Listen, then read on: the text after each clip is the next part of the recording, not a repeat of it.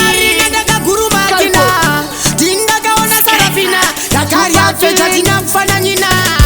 vamwe voti liritariti ndosunga ngoma nyine mabauti vese vanofara kandafaisa saundi kwaikina Marina muimwe kaivakuvamba paPaulosi paDamasiko Ananiasi Safira vanga vasiko kina Marina mkoma ndanga ndiriko tina mkomana walasi mwana wachirumiko kufamba paPaulosi paDamasiko Ananiasi Safira vanga vasiko kina Marina mkoma ndanga ndiriko tina mkomana walasi mwana wachirumiko kutamai Maria na Kayafasi Simoni Peturo pamwe na Nicodemus handingarambe ndiri nyereresa Julius ndinovasiya vatidhazonge Dimas ai dangerous ngoma yavakangarasi batai vana venyu vorwara netetenasi ndinovatsikirira pasi samasiripasi kina Marina handina kutanga nhasi vaiva kufamba paPaulosi paDamasiko Ananiasi Safira vanga vasiko kina Marina mkoma ndanga ndiriko tina mkomana walasi mwana wachirumiko kufamba paPaulosi paDamasiko Ananiasi Safira vanga vasiko kina Marina mkoma ndanga ndiriko tina mkomana walasi mwana wachirumiko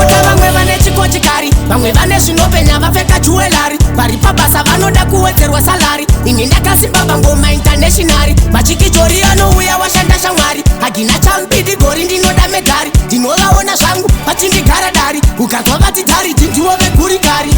vaiva kufamba paPaulosi paDamasiko Ananiasi Safira vanga vasiko kina Marina mkoma ndanga ndiriko tina mkomana walasi mwana wachirumiko kufamba paPaulosi paDamasiko Ananiasi Safira vanga vasiko kina Marina mkoma ndanga ndiriko tina mkomana walasi mwana wachirumiko kutamai Maria na Kayafasi Simoni Peturo pamwe na Nicodemus handingarambe ndiri nyereresa Julius ndinovasiya vatidhazonge Dimas ai dangerous